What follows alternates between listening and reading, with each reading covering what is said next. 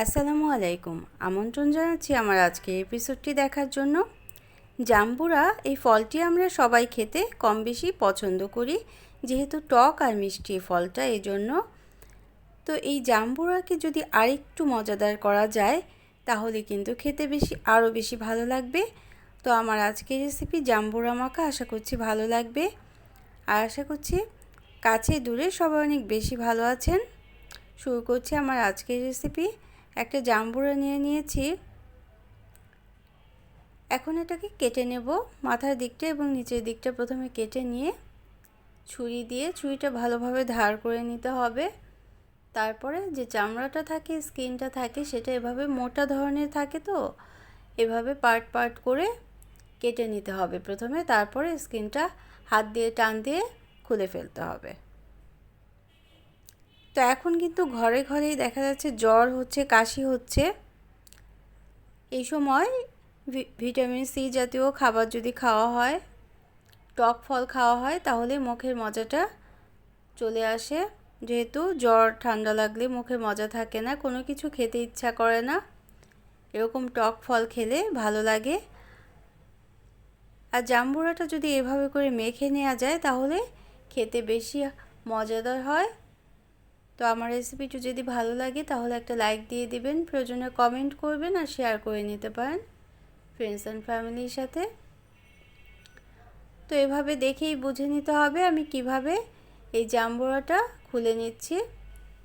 এই সাদা যে অংশগুলো থাকে এগুলো সব ফেলে দিতে হবে, তা না হলে তিতা লাগতে পারে। তো জাম্বুরার কোষগুলো বের করে নিতে হবে ভিতর থেকে, খুব আলতো করে নিতে হবে। বীজগুলো থাকে সেই বীজগুলো আলাদা করে ফেলে দেব। তো যারা প্রথম ভিজিট করছেন চ্যানেলটিকে, তারা চাইলে চ্যানেলটিকে সাবস্ক্রাইব করে বেল বাটন প্রেস করে অল অপশন সিলেক্ট করে সাথে থেকে যেতে পারেন। আর যারা সাথে আছেন, সবসময় সাপোর্ট করছেন, তাদের জন্য রইল অসংখ্য অসংখ্য ধন্যবাদ। একটু ধৈর্য নিয়েই কিন্তু এই জাম্বুরা খুলে নিতে হবে। যেহেতু খুব মজাদার ফল, এজন্য একটু কষ্ট করে নিতেই হবে। বিভিন্ন ধরনের ইনগ্রেডিয়েন্টস ব্যবহার করেই কিন্তু জাম্বুরাটা মেখে নেওয়া যেতে পারে, তবে যার যার পছন্দ মতো এটা মেখে নিতে হবে। তো আমি সবগুলো জাম্বুরা কোষ থেকে বের করে নিলাম, জাম্বুরাগুলো বের করে নিলাম। সাদা সাদা অংশ অনেকই রয়ে যায়, এটা খুব ভালোভাবে ফেলে দিতে হবে এবং একটু আলগা করে নিতে হবে, যেহেতু একসাথে মিলেমিশে থাকে, জমাট বেঁধে থাকে, এজন্য একটু আলগা করে নিলে তারপর মাখালে খুব বেশি মজাদার হবে এই জাম্বুরা মাখাটা। তো এখানে সামান্য পরিমাণ পেঁয়াজ কুচি, কাঁচামরিচ কুচি, 2 ধরনের লবণ নিলাম, কাসুন্দি নিলাম। কাসুন্দিটা যা যা পছন্দ মতো নাও নিতে পারেন। আর চিলি ফ্লেক্স নিয়ে নিলাম। চিলি ফ্লেক্সটাও যে যেমন ঝাল খাবেন ঠিক তেমনি নিতে হবে, একটু ঝাল ঝাল হলেই কিন্তু ভালো লাগে খেতে। তো প্রথমে মেখে নিতে হবে, পেঁয়াজ আর মরিচ কুচিটা মেখে লবণ দিয়ে মেখে নিতে হবে। আমরা একটু ঝাল কমই খাই, এজন্য হাফ চা চামচ চিলি ফ্লেক্স দিয়ে দিলাম, আর লবণটাও পরিমাণ মতো দিতে হবে। তো আমার জাম্বুরাটা অনেক মিষ্টি ছিল, এজন্য আমি আর চিনি দেইনি। আপনারা চাইলে অবশ্যই কিন্তু চিনি দিতে পারেন। আর বাচ্চারা যদি খায় তাহলে কাঁচা মরিচ বা শুকনো মরিচ বা চিলি ফ্লেক্সের পরিমাণটা কম দিয়ে চিনি দিয়ে যদি তৈরি করে দেন তাহলে তারা অনেক মজা করে খেয়ে নেবে আশা করছি।